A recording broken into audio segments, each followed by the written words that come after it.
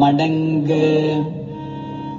என் வல்வினை காட்டை நின் மன்னருள் தீக்கொழுவும் விடங்க எந்தன்னை விடுதி கண்டாய் என் பிறவியை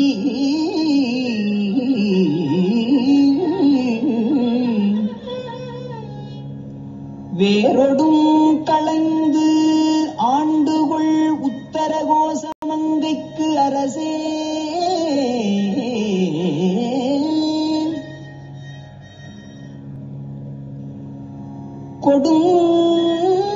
கொடுங்கர் இக்குன்றுரித்து அஞ்சுவித்தாய் வஞ்சிக் கும்பினையே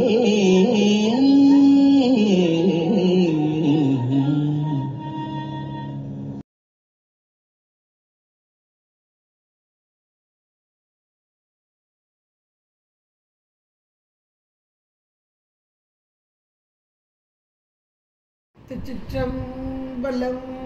ரம பார்வதி பதே ரர மகாதேவா.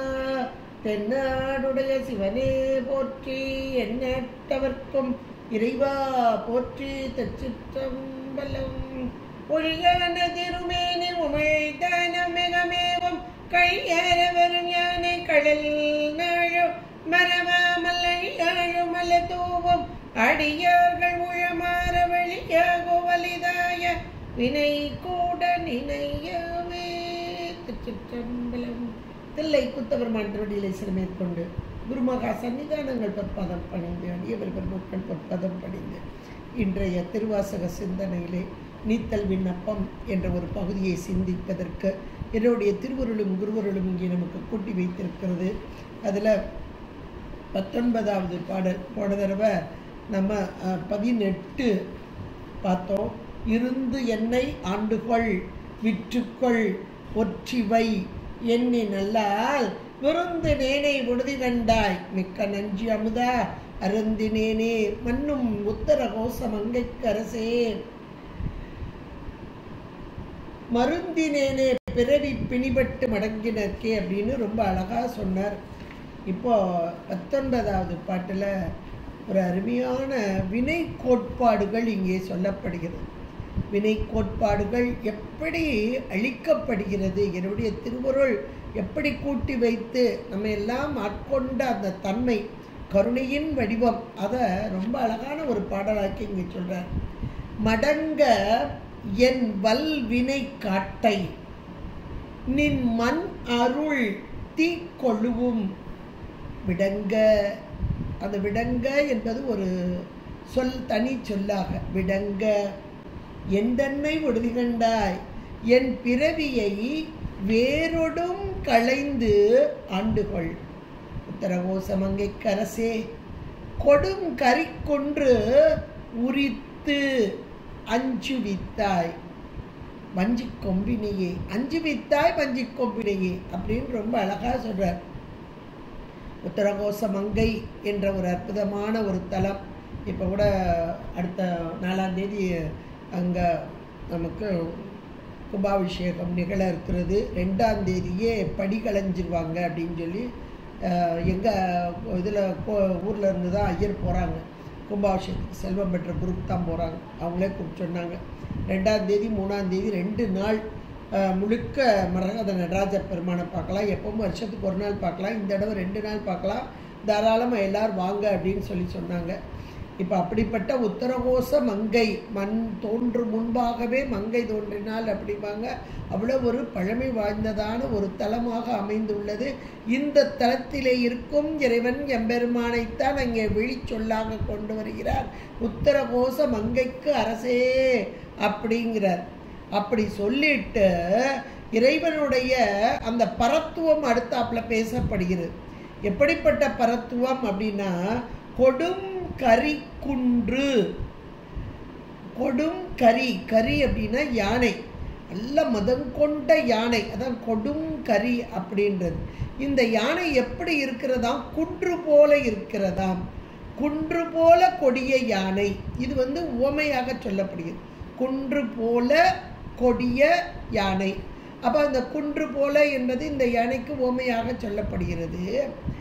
அடுத்து கொடும் கரி குன்று அப்படிங்கிறார். அப்போ கொடும் கரி அப்படின்றது உருவகமாக சொல்லப்படுது. இங்கே குன்று போல் அப்படின்றது உவமையாக, கொடும் கரி அப்படின்றது உருவகமாக. அப்போ அந்த யானை எப்படிப்பட்டது அப்படின்றத ஒரு வலிந்து அதனுடைய தன்மையை சொல்றதுக்காக அப்படி ஒரு வார்த்தையை கொண்டு வருகிறார் மணிவாசக பெருந்தகையார். ஏன்னா இறைவனுடைய பரத்துவம் எப்படிப்பட்டது, இன்றைக்கு நமக்கு அவன் செய்யக்கூடிய செயல்கள் என்ன, இந்த செயல்கள் செய்வதற்கு அவனுக்கு ஒரு தகுதி இருக்கணும், நாம நம்பணும் இல்லையா? அப்போ அந்த தகுதி எப்படிப்பட்டது அப்படின்றத இந்த வரியில சொல்லி மேலே நமக்கு அவன் என்ன செய்கிறான் அப்படின்னு அழகா கொண்டு வர்றார். அப்போ இதை நம்ம உணர்ந்தால், ஆகா இதையே செஞ்சவன் இதை செய்ய மாட்டானா அப்படின்னு நமக்கு ஒரு கான்ஃபிடென்ஸ் சொல்லுவாங்களே, நம்பிக்கை, என்ன போங்க என்னத்தை நடக்க போகுது அப்படின்னு ஒரு நம்பிக்கை இல்லாமல் நம்ம போகக்கூடாது. நமக்கு நம்பிக்கை வரணும்னா இறைவன் இப்படிப்பட்டவன் அப்படின்ற அந்த சிவப்பரத்துவம் அதில் ரொம்ப அழகான ஒரு வார்த்தையை கொண்டு வருகிறார். கொடும் குன்று போல அந்த கொடும் கொடிய யானை, இன்னும் சொல்லப்போனால் மதங்கொண்ட யானை அப்படின்னு கூட சொல்லலாம். கொடும் கரிக்குன்று என்று உருவகமாக. மலை எப்படி இருக்கும்? குன்று அப்படின்னு ஒரு வார்த்தை கொடுத்து, குன்றுனா மலை, மலை போல உயர்ந்ததாக. ஒரு மலை அப்படின்னாலே மலைக்க செய்வது, அதனுடைய தன்மை தான் நமக்கு மலைக்க செய்யும். அப்பா எவ்வளோ பெருசாக இருக்கு. இன்னும் சொல்லப்போனால் அந்த கருங்கல், அப்படியே இறுகிய கல், பாறைக்கல், அதனோடு சேர்ந்தது மலை குன்று. அப்போ அதனை சிதைத்தல் அப்படின்றது எவ்வளோ கஷ்டமான ஒன்று. எவ்வளோ ஒரு கல் அப்படின்னா இந்த கல்லை இடிக்கிறது, தகர்க்கிறது அப்படின்றது எவ்வளோ கஷ்டம் நம்ம எல்லாருக்குமே தெரியும். ஆனால் இறைவன் கல்லை பிசைந்து கனியாக்கி அப்படிம்பார். மணிவாசகர் தான் சொல்றார், கல்லை பிசைந்து கனி. என்னங்க கல்லை பிசைய முடியுமா அப்படின்னா அது இறைவனுக்கே உரித்தது அப்படின்றது நமக்கு அங்கே புலப்படும். கல்லை பிசைந்து கனியாக்கி. இன்னொரு இடத்துல தெள்ளையனம் அதில் சொல்லும்போது கல் நார் உரித்து என்ன, அது போல என்னன்றது, அது போல ஒரு கல்லில் அப்படி நார் உரிச்சா, கல்லில் நார் எடுக்க முடியும், வாழை மட்டையில் நார் உரிச்சு எடுக்கலாம். இங்கே கல் நார் உரித்து என்ன, அதில் அப்படி உரிச்சு எடுத்தா எப்படி இருக்கும், அது போல என்னையும் தன் கருணையினால் பொன்னார் கடல் பணிந்து ஆண்டபிரான் புகழ்பாள். அப்போ இறைவனுடைய சிவப்பரத்துவம் எவ்வளோ அழகாக சொல்லும். இந்த வரியத்தான் இங்கே கொண்டு வர்றாரு.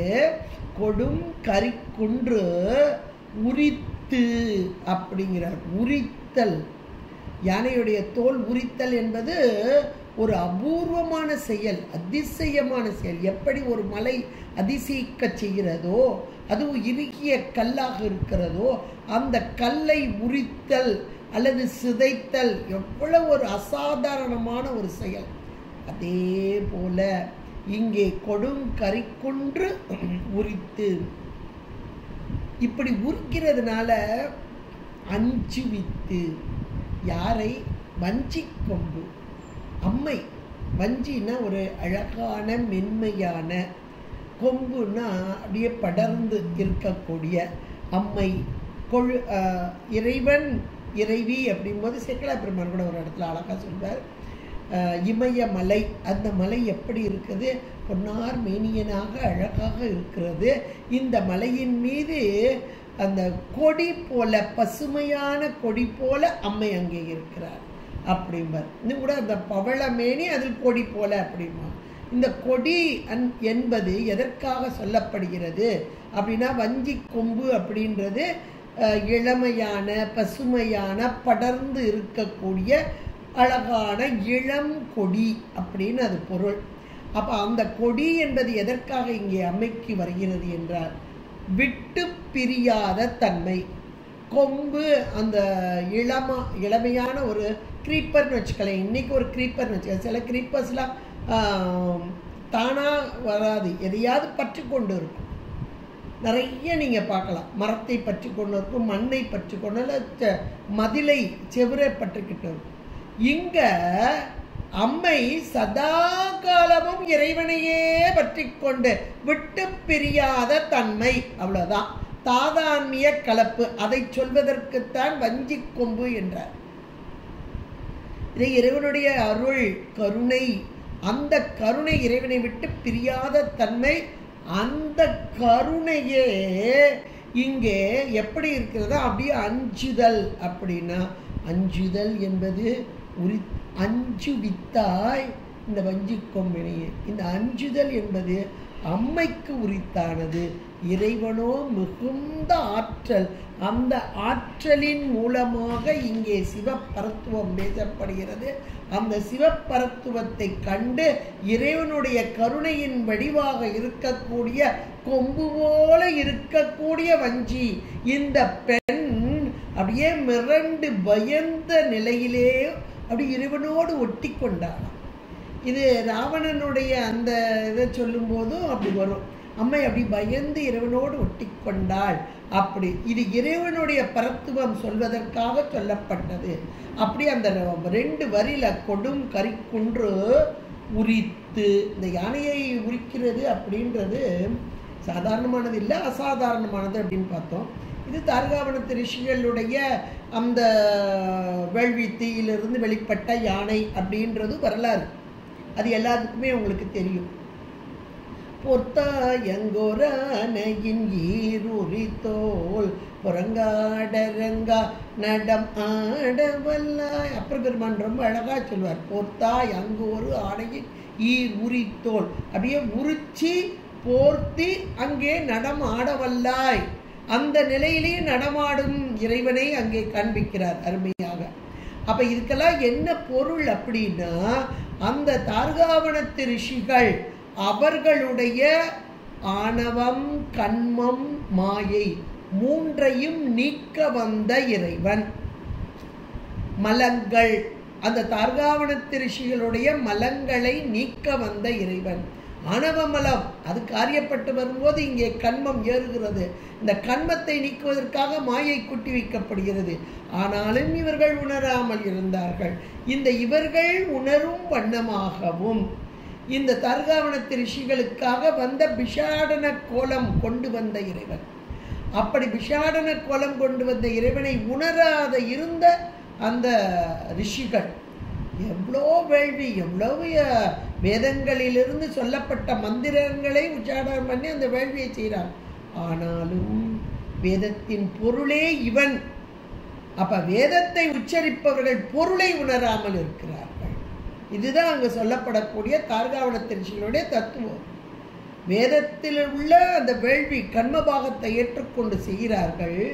அந்த வேதத்தின் பொருளே இவன் என்பதை உணராத தன்மை. அப்படி இவர்கள் உணர வேண்டும். உணர்வதால் இவர்களுடைய கண்மம் நீங்க வேண்டும், மாயை நீங்க வேண்டும், கண்மம் நீங்க வேண்டும், ஆணவம் நீங்க. இந்த ஒன்னனை நீக்கிறார். அவருடைய அந்த வேள்வியில போடுறாங்க அவிஷார ஹோமம் அப்படின்னு சொல்லிட்டு எதிரிகளை வீழ்த்துவதற்காக சொல்லப்படக்கூடிய அந்த மந்திரத்தை உச்சாடனம் பண்ணிய போது கொடும் கரி, அந்த கருமையான அந்த மதங்கொண்ட யானை வெளிவந்தது. அந்த யானையை உரித்து போர்த்தி நடமாடிய இறைவன் அப்படின்னு அழகா பெருமான் சொல்றார். இங்கேயும் கொடும் கரி குன்று, குன்றுக்கு ஒத்ததான அந்த கொடுமையான மதங்கொண்ட யானையை ஏன் குன்றுக்கு ஒத்ததாக அப்படின்னு இங்கே ஓமையாக தான் சொல்லப்பட்டது. அப்போ அந்த குன்று போல் கொடிய யானைன்றது. அப்போ இங்கே சொல்லப்பட்ட ஓமை எதற்காக என்றால், யானையை உரித்தல் என்பது ஒரு அசாதாரணமான செயல். நம்ம பார்த்தோம். இது எதற்காக சொல்லப்படுகிறது அப்படின்னா, இங்க தார்காவனத்து ரிஷிகளுடைய ஆணவம் கண்ம மாயை நீக்கிறதுக்கு வந்தார் சுவாமி. அப்ப இவர்களுடைய கண்மம் செயல், யான் எனது என்ற செருக்கோடு செய்யப்பட்ட செயல்கள், அது எத்தனை எத்தனை எத்தனை பெரிய டன் கணக்கில்னு சொல்வாங்க. ஏற்கனவே அங்க சஞ்சிதம் நிறைந்து இருக்கிறது. அந்த சஞ்சிதத்தின் பயனாக பிராரப்தம் அனுபவம், பிராரப்தத்தின் மூலமாக ஆகாமியம் ஏறுதல், இப்படி கிடைவினையாக, நடப்பு வினையாக, ஏறு வினையாக, இப்படி சுழன்று கொண்டே இருக்கும் வினை. அப்ப இந்த வினைகளை நீக்க வேண்டும் என்றால் யாருக்கு முடியும்? வினையே இல்லாத, வினை வயப்படாத ஒருவனால் முடியும். அவனும் எப்படிப்பட்ட ஆற்றல் கொண்டவனாக இருக்க வேண்டும் அப்படின்றத இந்த பாட்டில். வினை நீக்கம், வினையை முதல்ல புரிஞ்சுக்கிறதே கஷ்டம், அதை நீக்குவதற்கு உரியவன் இறைவன் மட்டுமே அப்படின்னு புரிகிறது ரொம்ப கஷ்டம். இன்னைக்கு நமக்கு எவ்வளோ துன்பங்கள், நல்ல சாமி கும்பிடுவோம், நல்ல நம்பிக்கை இருக்கு, இறைவன் உண்டுன்றதுல நம்பிக்கை இருக்கு, இறைவன் நமக்கு செய்வான்றதுல நம்பிக்கை இருக்கு. ஆனால் நமக்கு ஒரு துன்பம் வரும்போது, ஐயோ கொஞ்சம் சாமி நம்ம விட்டு போயிட்டாரா, அல்லது தூங்கிட்டாரா, கண்ணை மூடிட்டாரா, இப்படி வார்த்தைகள் தான். எனக்கு உதவ வரலையே அப்படின்ற எண்ணம் மேலும் அந்த நேரத்திலும் நம்மோடு இருக்கிறான் என்பதை நாம் உணர மாட்டோம். இது வினைக்கோட்பாட்டில் மேலான ஒன்று. இப்போ இந்த தார்காவனத்து ரிஷிகள் தங்களையே மேலாக நினைத்தார்கள், தங்களை மேம்பட்ட பொருளாக. எதுக்கு சாமி எல்லாம் அப்படின்னு நினைச்சாங்க. அதே முதல்ல பெரிய வினை சிவ அபராதம் என்று சொல்லக்கூடியது. இப்ப இப்படிப்பட்ட வினையின் ஈடாக வந்தது இறைவன் என்பதை உணராமல் அங்க இறைவன் மீது அந்த யானையை, மதம் கொண்ட யானையை ஏவினார்கள். அப்ப அந்த யானை என்பது, அந்த யானையை உரித்தல் என்பது வினை நீக்கம், வினையிலிருந்து நீக்குதல். யார? அவங்கள மட்டும் இல்லை, நம்மளை. இன்னைக்கு எத்தனை எத்தனை மேலே பெரிய டன் மாதிரி இருக்கு சஞ்சிதம். பிராரப்தத்தை அனுபவிச்சுட்டு இருக்கோம், அனுபவிக்கும் போதே ஏறிக்கொண்டு இருக்கு. இப்போ 3 வினையும் மொத்தமாக நீக்கணுமே, யாருக்கு முடியும்?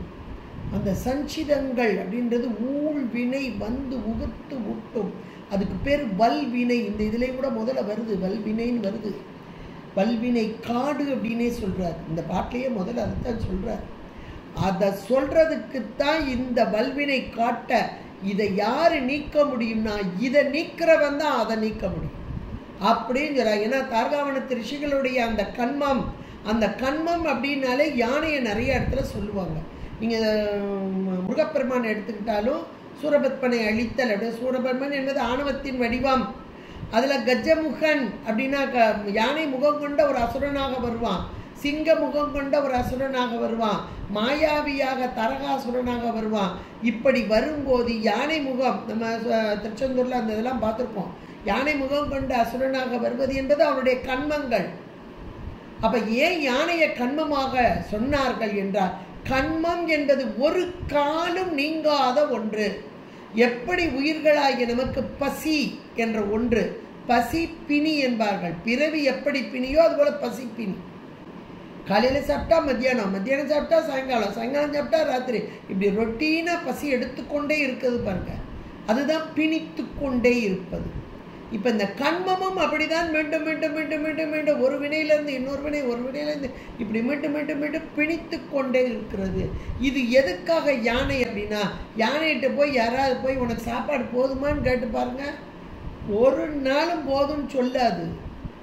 அதுக்கு எப்பவும் பசிச்சுக்கிட்டே இருக்கும். நமக்காவது ஒரு 2 மணி நேரம் 3 மணி நேரம் கேப் விடுறோம், ஆனால் அதுக்கு கேப்பே கிடையாது, எப்போ கொடுத்தாலும் சாப்பிட்டுக்கிட்டே இருக்கும். அதனால்தான் யானையை கொண்டு வந்தார்.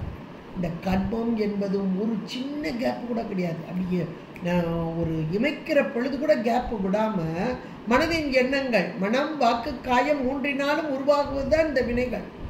எண்ணங்கள், அதான் மண்ணில் நல்ல வண்ணம் வாழலாம், எண்ணில் நல்ல கதிக்கு. நல்ல எண்ணங்கள் இருந்தால் அந்த எண்ணில் நல்ல கதி யாதோர் குறைவு. இப்போ எண்ணங்கள் செம்மையாக வர வேண்டும் என்று ஞானசம்பந்த பெருமான் கூறினார் என்றால், இந்த வினையை நாம் யோசிச்சு கூட பார்க்க முடியாதுங்க. மற்ற சைவ சித்தாந்தத்தில் மற்ற பகுதியெல்லாம் கூட ஆணவ மனத்தை கூட ஓரளவுக்கு நம்ம படிச்சுக்கிடலாம், தெரிஞ்சுக்கலாம். ஆனால் வினையை, ஏன்னா படிக்கிறதுனவோ கொஞ்சம் படிக்கலாம், படிக்கும்போது கூட புரியுற மாதிரி இருக்கும். ஆனால் நமக்கு அப்ளை பண்ணி பார்க்கும்போது நம்மளால் அதை ஏற்றுக்கவும் முடியாது, புரியவும் செய்யாது. இங்கே அருமையான ஒரு வார்த்தையாக கொண்டு வந்தார். கொடுங்கரிக்குன்று இதை செய்பவன் யார், இந்த வினை நீக்கத்தை செய்பவன் யார் என்றால் இறைவனே, எம்பெருமானே, வினையின் நீங்கிய முதல்வனே. வினையின் நீங்கிய அந்த முதல்வன் தான் இதனை எளிதாக செய்யக்கூடியவன். அது எப்படி செய்யறான்னா எளிதாக செய்யறான். எவ்வளவு கஷ்டமான ஒரு மலை, அதை உரிக்கிறது குன்று மாதிரி இருக்குங்கிறாரு யானை. அதை உரிக்கிறது, அதை கல் நார் உரித்து என்ன அது போல அப்படின்ட்டார் ஏற்கனவே தெள்ளடத்தில். இங்க இந்த குன்று, இந்த மலைபாடியில் இப்போ கூட கல்யாணம் 5ஆம் தேதி வருதுன்னு நினைக்கிறேன், நந்தியம்பெருமானுக்கு கல்யாணம். நந்தியம்பெருமான் என்பவர் சிலாதர மகரிஷிக்கு மகனாக இங்கே பிறந்தார். அந்த சிலாதர அப்படின்னா சிலம் குட்டல் அதர், இந்த மகரிஷியுடைய பெயர், இது காரண பெயர். கைலாய மலையிலே இறைவன் எம்பெருமானை சென்று வழிபாடு செய்த போது அருகில ஒரு பெரிய மலை, கல்மலை, பெரிய கல்மலையாக அப்படி நிறைஞ்ச பெருசாக இருந்துச்சான். சாமி இது என்ன பெரிய கல்மலையாக இருக்கே அப்படின்னு கேட்டார் அந்த மகரிஷி. எல்லாம் நீ செய்த வினை தான் பாடினார். நான் செய்த வினை இவ்வளோ பெரிய மலையாக இருக்கா அப்படின்னு தன்னுடைய யோக நுட்பத்தால் அந்த மலையை, அந்த கல்மலையை அத்தர் நீக்கி ஏற்றுக்கொண்டார். இது யோக நுட்பத்தில் சொல்லக்கூடியது. அப்போ இந்த வினைகள் அப்படின்னும் போது ஒரு மகரிஷிக்கு, அவர் எவ்வளோ பெரிய மகரிஷி, இறைவனை இங்கே உருவம் கொண்டு வந்த மகரிஷினா அவருடைய தவ வலிமை எப்படிப்பட்டது, அவருக்கே மலை மாதிரி இருந்ததுன்னா இப்போ நம் போன்றவர்களுக்கு எத்தனை மலையை சேர்க்கறதுங்க, யோசிச்சு பாருங்க. அப்போ இந்த வினையெல்லாம் நீங்குமா, முதல்ல நீங்குமா நீங்காதானா, நீங்கும். யாரால் அப்படின்னா இறைவனால். அந்த வார்த்தை தான் அழகா சொல்லிட்டு இப்போ பாருங்க முன்னாடி சொல்றாரு பாருங்க. இப்போ இவ்வளவு நேரமும் மதம் கொண்ட யானை அந்த கொடிய கொடும் கரிக்குன்று போல உள்ள அந்த யானை அதை உரித்து அதனால் அஞ்சுவித்தா இந்த வஞ்சி கொம்பினையே என்று சொன்னவர் இப்ப சொல்றார் பாருங்க, மடங்க என் வல்வினை காட்டை. என் வல்வினை காடுங்கிறார். என் வல்வினை காடு, வல்வினை வலிய வினை. எப்படிப்பட்ட வினையா இருக்கு அப்பா! இந்த ஒரு மலை எவ்வளவு இறுகி போயிருக்கோ அவ்வளவு நான் செறிந்து போயிருக்கிறது. காடு, அந்த காட்டில் எப்படி மரங்கள் செறிந்து, காட்டில எல்லாம் சூரிய ஒளியே உள்ள புகாத அளவில் உள்ள காடு அப்படின்லாம் வர்ணனை வரும் இலக்கியங்கள்.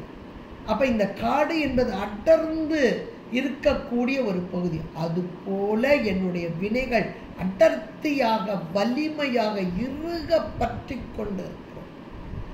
அதனை மடங்க, மடங்குதல் என்பது அழித்தல் என்பதுதான் பொருள். ஆனால் இங்க 3 பொருள் நம்ம படிச்சிருக்கிறோம். அது நித்த பொருள் என்றும் உள்ள பொருள்னு படிச்சிருக்கிறோம். அப்ப கண்மம் என்பதும் நித்த பொருள் என்றும் உள்ள பொருள். அப்ப இது மடங்க என்பது அந்த கண்மம் முழுவதுமாக நீக்கப்படுதலா அப்படின்னா அடக்கப்படுதல், ஒடுக்கப்படுதல். அது காரியப்பட்டு வராது. காரியப்பட்டு வரும்போதுதான் நம்ம இன்னைக்கு உடம்பு கொடுக்க போறாரு சாமின்னா அதுல ஒரு ஏற்கனவே அங்க இருக்கு, டன் கணக்கில் மூலக்கண்மம்னு இருக்கு. நாம செஞ்சதுதான் மூலக்கண்மம். அது கூட நிறைய பேர் மூலக்கண்மம்னா என்னங்க அப்படின்ட்டு மண்டையை போட்டு பிச்சுட்டு இருப்பாங்க. இதா அதா அதான், ஒன்றும் கவலைப்படாது.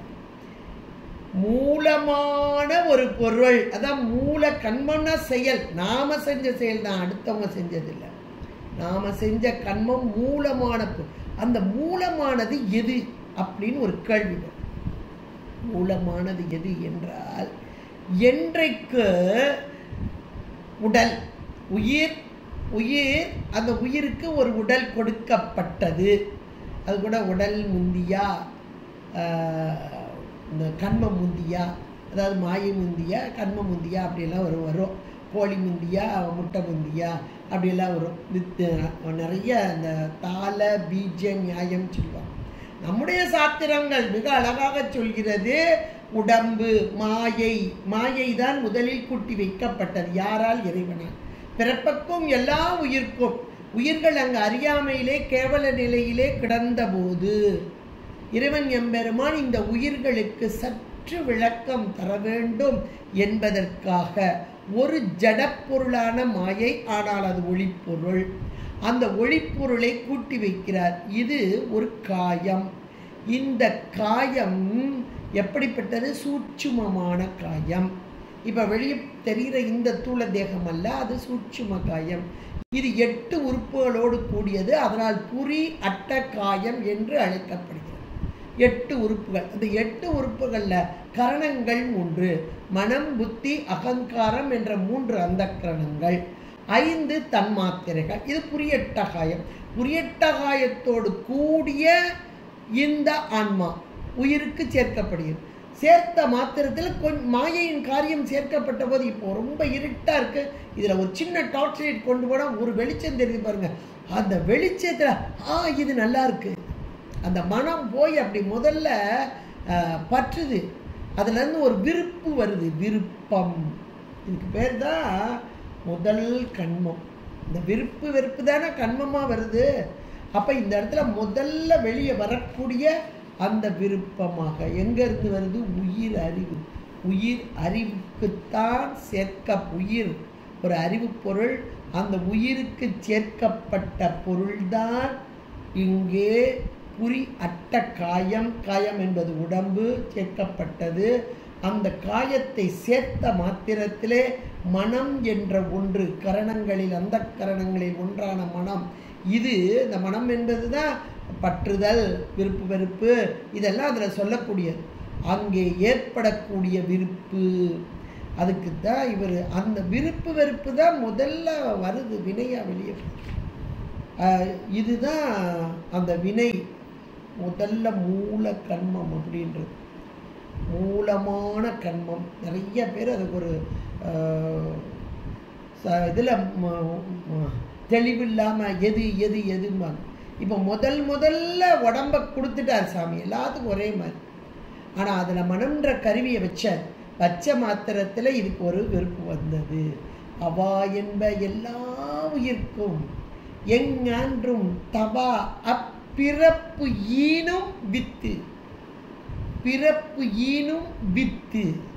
அப்ப அவா விருப்பு, இந்த பற்றுதல், இந்த பற்றுதலுடைய வேலையே, இந்த மனத்தோடைய வேலையே பற்றுதல் தான். அப்போ முதல் கண்மம் உருவாக்கிட்டு, அப்போ கண்மமே வர்றதுக்கு முந்தி உடம்பு கொடுத்தாச்சு. உடம்புல இருந்து மனம்ன்ற கரணங்கள் வந்த மாத்திரத்தில் இங்கே அவா வந்துட்டு, விருப்பு வந்துட்டு, அதுதான் இங்கே வித்து.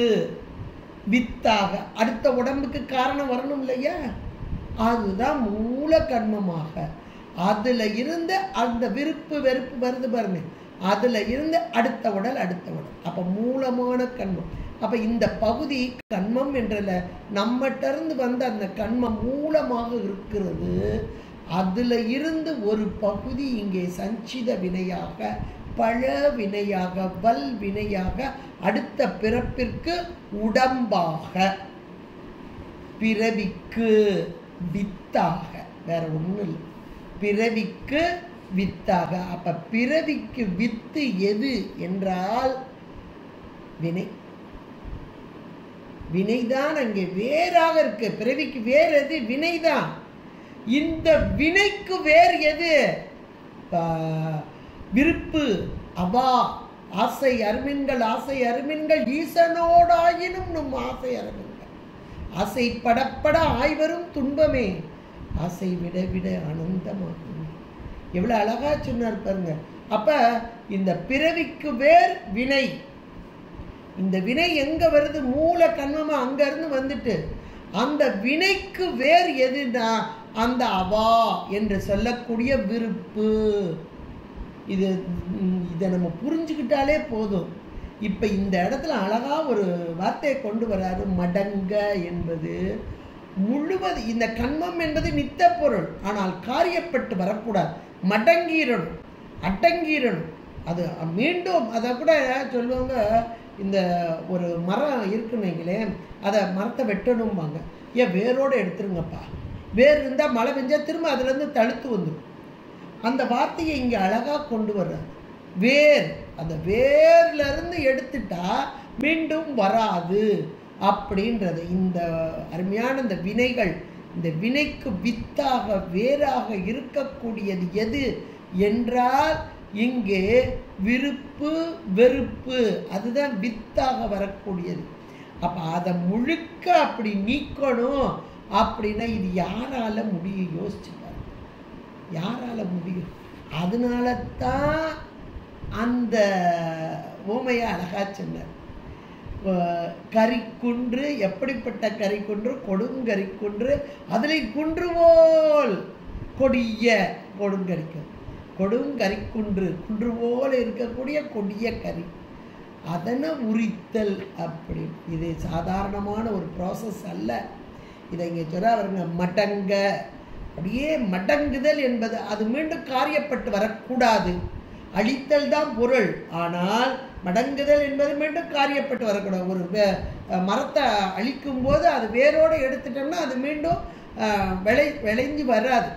அப்படி மடங்க எதை என்றால் என் வல்வினை காட்டை, வலிய வினை கூட்டங்களாக இருக்கக்கூடிய காடு, பெரிய காடு, அந்த காட்டை எப்படி அழிக்க முடியும் அப்படின்னா நின் மண் அருள் தீக்கொழுவும்.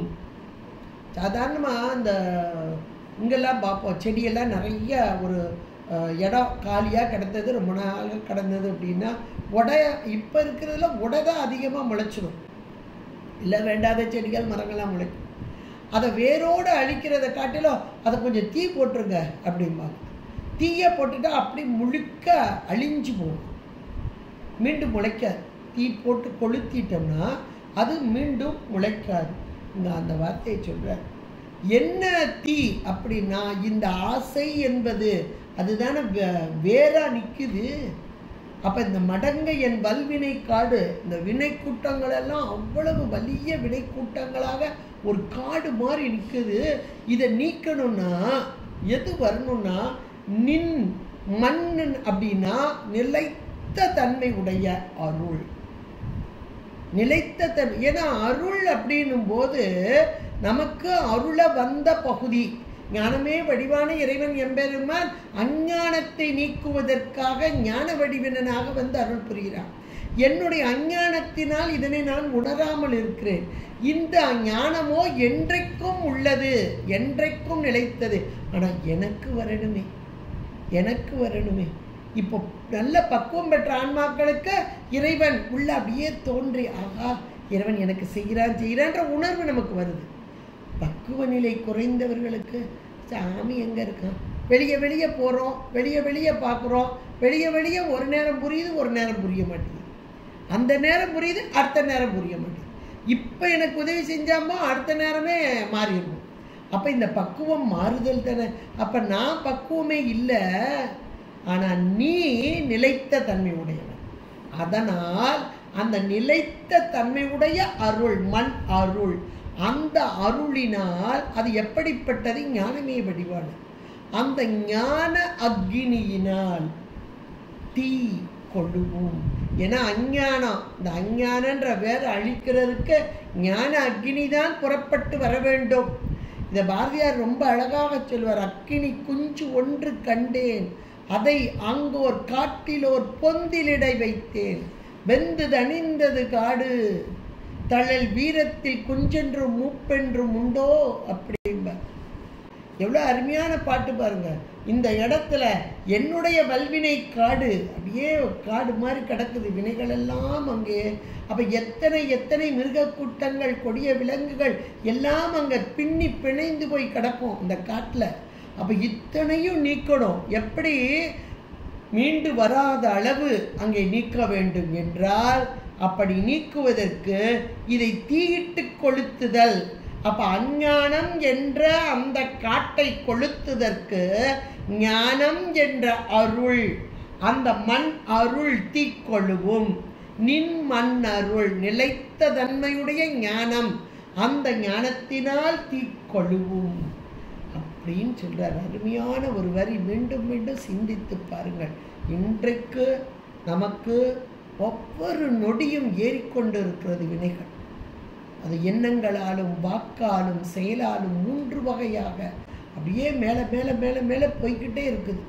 அப்போ அந்த வினைகளையெல்லாம் நாம் நீக்க வேண்டும் என்றால் இறை அருள், இறை அருளோடு கூடி நிற்கும் தன்மை, அந்த இறை அருளை பெறுவது எப்படி அப்படின்றதுக்குத்தான் நமக்கு கையை பிடிச்சு கூட்டிட்டு போறாங்க. ஏன்னா இவங்க அருளை பெற்றவர்கள், அருளை பெற்றவர்கள் தான் அருளைக்கு நமக்கு வழிகாட்ட முடியும். அந்த நிலையில தான் இங்க அழகாக சொல்ற, மடங்க என் வல்வினை காட்டை நின் மண் அருள் தீக்கொள். இப்போ ஒரு விழிச்சொல்றா சொல்றார், விடங்க. விடங்க என்ற மாத்திரத்திலே இவன் விடங்கன். விடங்கன் என்றால் இந்த விடலை அப்படிம்பாங்க, நல்ல கட்டிலம் காளை, அது விடலை பருவம், நல்ல ஒரு காளை பருவம், ஆண்மை நிறைந்த பருவம், நல்ல வலிமை நிறைந்தது அப்படின்னு சொல்லுவாங்க. அது போல விடங்கன் அப்படின்னு சொல்றதுக்காக விடங்க என்ற ஒரு வார்த்தையை கொண்டு வருகிறார். இந்த விடங்கன் என்ற மாத்திரத்திலே இந்த வினையை, அதாவது ஒரு செயல் செய்கிற, ஒரு மரத்தை வெட்டணும் அப்படின்னா, எப்பா நல்ல ஆளை பார்த்து கூட்டிட்டு வாங்கப்பா அப்படிம்பாங்க. வர்றவரே நோஞ்சாடா வந்தா இந்த மரத்தை எப்படி வெட்ட முடியும்? வர்ற ஆள் ஸ்ட்ராங்கா வந்தேன்னா அந்த மரத்தை வெட்டுவான். அது போல இங்க என்னுடைய வல்வினை எப்படி இருக்கு, காடு மாதிரி இருக்கு, இவ்வளத்தையும் அழிக்கணும்னா அவன் எப்படிப்பட்டவனாக இருக்க வேண்டும் என்றால் வலிமை உடையவனாக. அதுதான் இங்கே விடங்கன், நல்ல வலிமையும் தேஜஸும் ஆண்மையும் கொண்டவனாக, ஞானமே வடிவான பரம்பொருளாக. அப்படிப்பட்ட விடங்க என் தன்னை உறுதி கண்டாய் அப்படிங்கிற, எப்பா என்னை விட்டுறாதப்பா அப்படிங்கிறார். நீ எப்படிப்பட்ட பேரருள் உடையவன், பேராற்றல் கொண்டவன், பேரருளும் பேராற்றலும் கொண்ட இறைவன் என்பெருமான். இந்த பேரருளும் பேராற்றலும் தான் இந்த பாடலிலே மிக அழகாக எடுத்து ஆளப்பட்டிருக்கிறது. நம்முடைய வினைகளை வேறு அறுக்க வேண்டும் என்றால், ஏனென்றால் இன்றைக்கு நாம் உடல் எடுத்து வருகிறோம். உடல் என்பது மாயா காரியம், மாயா காரியம் கூட்டி வைக்கப்படுகிறது. இந்த மாயா காரியம் எதற்கு ஈடாக? வினைக்கு ஈடாக. அவரவர் வினை வழி அவரவர் வந்தனர். அப்ப வினை போகமே ஒரு தேகம் கண்டாய், மீட்டு ஒரு பிறவி. இந்த பிறவி என்பதை இங்க வேரோடு களைய வேண்டும். அடுத்த வார்த்தை அதை சொல்றார், என் பிறவியை வேரோடும் களைந்து. அடுத்து இன்னொரு வார்த்தை சொல்றார், ஆண்டுகொள். ரெண்டு வார்த்தை, வேரோடும் களைந்து ஆண்டுகொள். இந்த ரெண்டும் மேலான ஒரு நமக்கு உபதேச வார்த்தைகளாக எடுத்துக்கொள்ளுங்கள். என் பிறவியை வேரோடு களைவது மட்டுமல்ல, என்னை ஆண்டு கொள்ளவும் வேண்டும். அப்ப ஆண்டு கொள்ளுதல் என்றால் என்ன பொருள், வேரோடு களைதல் என்றால் என்ன பொருள் என்றால், பிறவி என்பது மாயா காரியமாகிய உடல் கூட்டிவிக்கப்படுதல். என்றைக்கு இந்த உடல், இந்த உடல் மேல இருக்கிற தூள உடல் மட்டும் இல்ல, உள்ள இருக்கிற புரியட்ட காயம், புரியட்ட காயம் நாம் செய்த வினைகளுக்கு ஈடாக இல்லை, இறைவன் அங்க கருணையினால் கொடுத்தது. ஆனால் அந்த காயமும் நீங்கிய மாத்திரத்தில் தான் இறைவனோடு ஒன்ற முடியும் முக்தி பேறு என்பது. அப்ப அந்த புரியட்ட காயம் சூட்சும உடம்பும் நம்மை விட்டு நீங்க வேண்டும். அதுதான் வேரோடு களைதல். அந்த வேரோடு களைதல் என்பதற்கு அதுதான் முக்கியமான பாயிண்ட். அப்ப அது போகணும் அப்படின்னா, அப்ப அதுக்குரிய தகுதி என்கிட்ட இல்லையே, என்னால முடியாது. எது? இந்த வினையை நீக்குவதற்குரிய தகுதி என்கிட்ட கிடையாது. வினைக்கு காரணம் என்ன, வேர் என்ன? பிறவிக்கு வேர் வினை, வினைக்கு வேர் என்ன அப்படின்னா ஆசை. ஒவ்வொரு எண்ணங்கள், இந்த எண்ணம் மூலம், எண்ணம் மட்டும் இல்லை, செயல் எல்லாம், அதை அடையணும், இதை அடையணும், அதை செய்யணும், இதை செய்யணும், என்னவோ நாமே எல்லாம் செஞ்சிடற மாதிரி எண்ணங்கள், அப்புறம் செயலாக்கம் எல்லாமே. இது முழுக்க நம்மை விட்டு நீங்க வேண்டும். ஏன்னா காரண காரியம், முதல்ல ஒரு காரியப்பட்டு ஒரு பொருள் வருதுன்னா இதுக்கு காரணம் என்னன்னு பார்க்கணும். நோய் நாடி நோய் முதல் நாடிம்பார். இன்னைக்கு ஒரு நோய் வருதுன்னா அதுக்கு ஒரு மூல காரணம் என்ன, உடம்புல என்ன பாதிப்பு அப்படின்னு பார்ப்பாங்க. அது அந்த கால வைத்தியம். அப்ப நோய் நாடி நோய் முதல் நாடி. இப்ப எனக்கு வந்திருக்கும் நோய் என்பது பிறவி, பிறவி நோய். அது இந்த மாயா காரியம் கண்மத்துக்கு ஈடாக குட்டி வைக்கப்படுகிறது. இந்த நோய்க்கு காரணம் என்ன? வினை. அந்த வினைக்கு காரணம் என்ன? என்னுடைய அவா, அசை, விருப்பு, வெறுப்பு. அதை வேரோடு களைய வேண்டும்னா ஒரு நிமிஷம் யோசிச்சு பாருங்க. இதெல்லாம் சாத்தியமா? நமக்கு வேணா சொல்லிக்கிடலாம், அவ்வளோதான். எனக்கு விருப்பு வெறுப்பே இல்லைங்க அப்படின்னு சொல்லிக்கலாம். எதை பார்த்தாலும் ஐயா இது வேண்டவே வேண்டாமே. ஒரு சாப்பாட்டில் கூட, ஒரு காஃபி, சாப்பாடை விடுங்க, காஃபியில் கூட கொஞ்சம் சூடு குறைஞ்சா உள்ளே போக மாட்டேங்குது, சீனி குறைஞ்சா உள்ளே போக மாட்டேங்குது, கொஞ்சம் பால் ஒரு மாதிரி வித்தியாசமாக இருந்தால் உள்ளே போக மாட்டேங்குது. இப்போ நமக்கு இதெல்லாம் விருப்பு வெறுப்பு தான். இது ஒரு விருப்பு, ஒரு வெறுப்பு. இதுக்கெல்லாம் வினை கூடுமா? கூடும். இதுதான் போகுது வினையா. இந்த ஐம்புல வாயில்கள், இந்த வாயில்களை வச்சுத்தான் வருது. அதனாலதான் இந்த 5 புலன்களையுமே யானையா உருவிப்பார் அவரு திருமந்திரத்துல. 5 ஆணை அடவியுள் வாழ்வன அப்படிம்பார். நம்மகிட்ட தான் இருக்குது 5 ஆணை அடவியுள் வாழ்வன. அடவினா காடு, இதே அதானே சொல்றாரு. இப்போ காடு அப்படின்றது இந்த பிறவி வல்வினை காடு, வினைய காடா சொல்றாரு இல்லையா. இது வர்றதுக்கு காரணம் என்ன? இந்த 5 புலன்கள் தான். பொறிகள் வாயிலாக இந்த புலன்கள் மூலமாக இங்கே உயிருடைய அறிவு, இது நல்லா இருக்கு, இது நல்லா இல்லை, இது நல்லா இருக்கு, நல்லா இல்லை, இப்படி வருது. வேற ஒன்றும் கிடையாது. அதுதான் 5 ஆணை அடவியுள் வாழ்வன, 5க்கும் அங்குசமாவன. அப்போ அதை அடக்கிறதுக்கு ஒரு இருக்கா? இருக்கு. அது ஒரு அங்குசம் இருக்கு. அது 5 எழுத்து அப்படின்பா. அப்போ இந்த இடத்துல ரொம்ப அழகான ஒரு பாடலாக்கி கொண்டிருக்கிறார். என்னுடைய வினை, இந்த வினைக்கு ஈடாகத்தான் இன்றைக்கு பிறவி. இந்த பிறவியை வேரோடும் களைந்து, அப்படின்னா வேரோட எடுத்து எரியணும். அப்படின்னா அதுக்கு வேர் எது? அப்படின்னா விருப்பு வெறுப்பு. அது எங்கே இருந்து உருவாக்குகிறது? அப்படின்னா ஆணவ மலத்தின் காரியமாக. ஆணவ மலம் காரியப்பட்டு வருது. அப்ப வேரோடு களையணும்னா ஆணவ மலம் காரியப்படாமல் இருக்க வேண்டும். ஆணவ மல காரியத்தினால் கண்மங்கள் இங்கே உருவாகுகிறது. கண்மத்தினால் பிறவி உருவாகும். இவ்வளவுதான். அப்ப பிறவிக்கு வேறு எங்க உட்கார்ந்து கிடக்குன்னு பார்த்துக்கோங்க. அந்த ஆணவ மலம் என்பது எப்படி இருக்கு? இருட்டாக இருக்கிறது.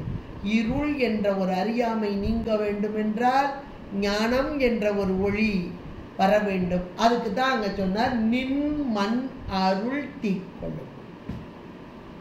உன்னுடைய அருள். ஒரு சூரியனுடைய ஒளி வந்த மாத்திரத்தில் இருள் நீங்குகிறது.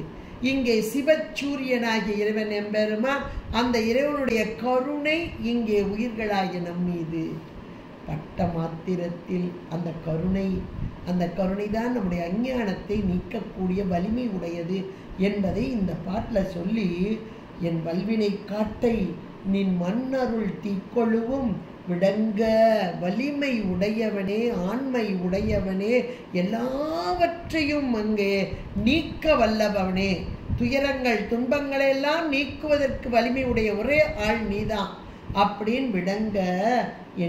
என்னை விட்டுற மாட்ட, விடுதி கண்டா என்ற மாதிரி என்னை விட மாட்ட நீ. ஏன்னா நீ கருணையை உருவாங்க அப்படின்றத அந்த முதல்ல நின் மண்ணருள் அப்படின்றத சேர்த்துக்கிடணும். கருணையே உருவாடுவான். என் மீது கருணை கொண்டவன், அதனால் நீ விட மாட்ட சொல்லிட்டு என் பிறவியை வேறொடும் களைந்து.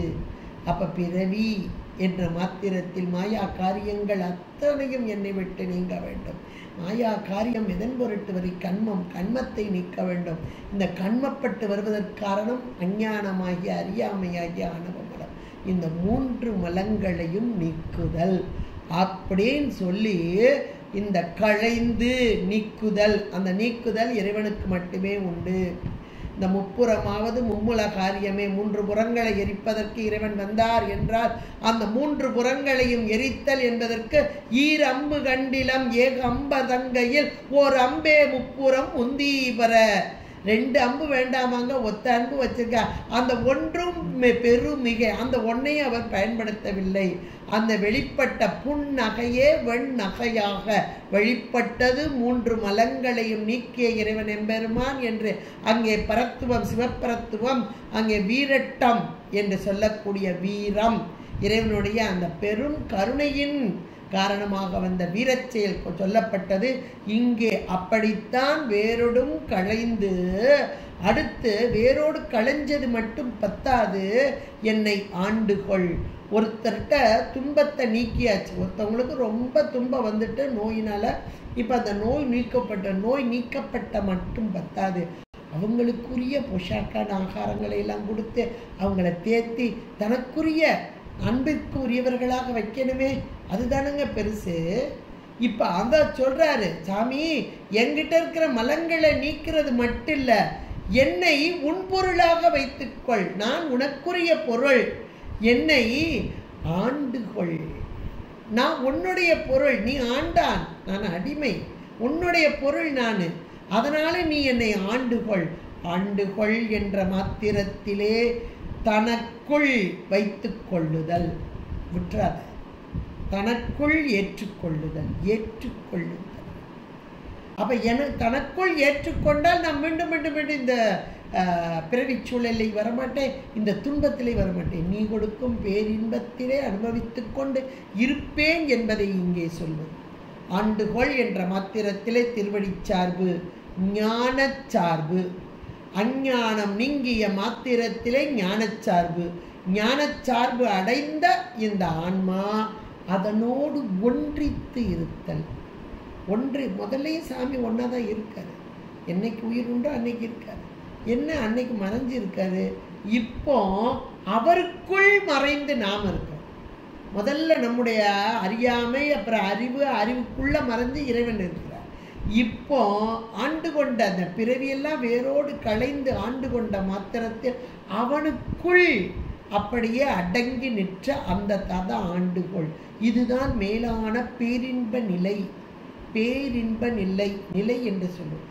இந்த நிலையை அடைந்தவர்கள் நம்முடைய அருளாளர்கள், இறைவனோடு ஒன்றித்த நிலை. மணிவாசக பெருந்தகையார் அப்படி இருந்தார். அதனால் அவர்கள் நமக்கு அந்த வழியை காட்டி வைத்தார்.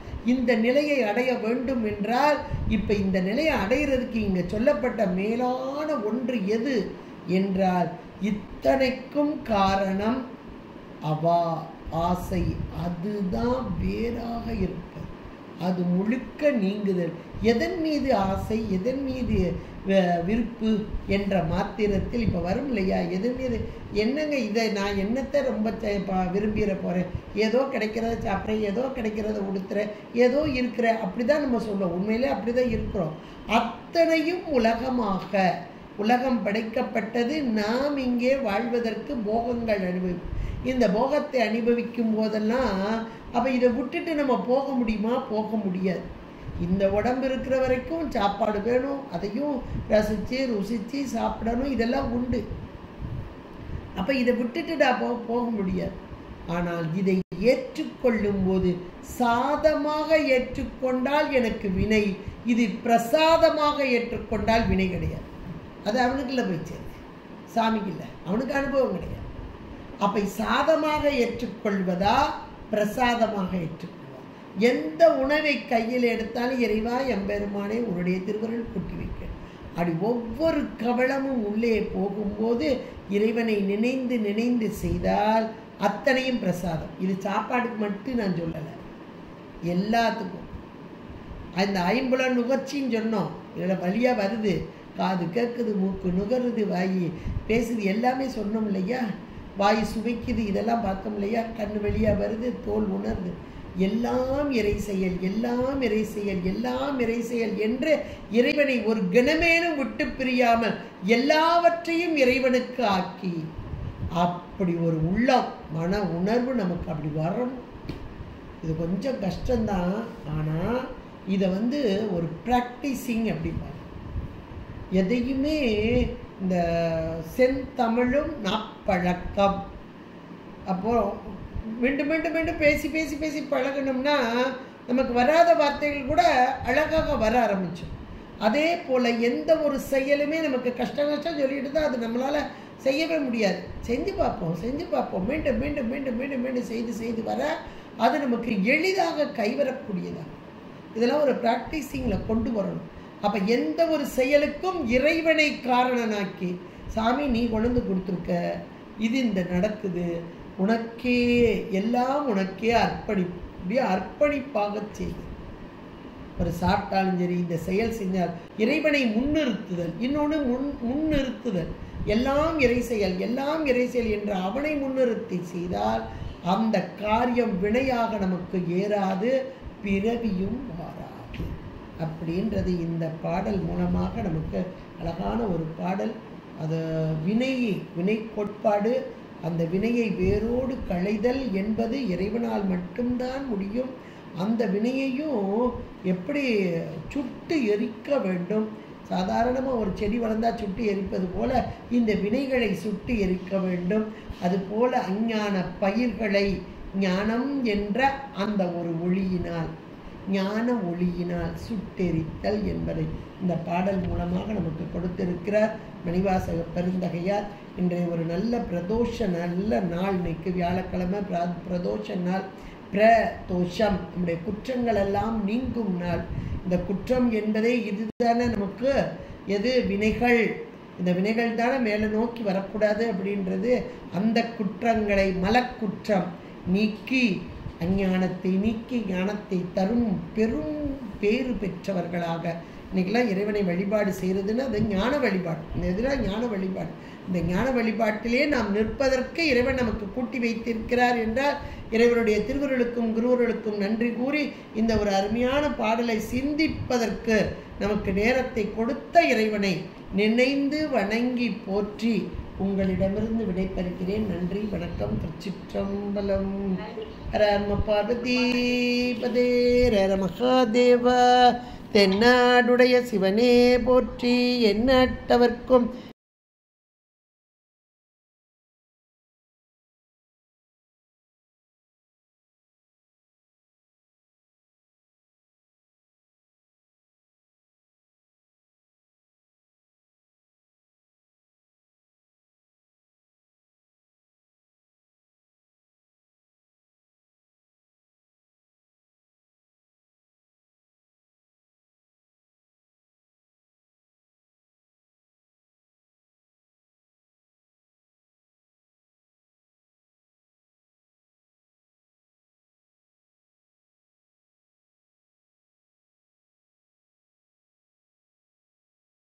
சம்பலம்.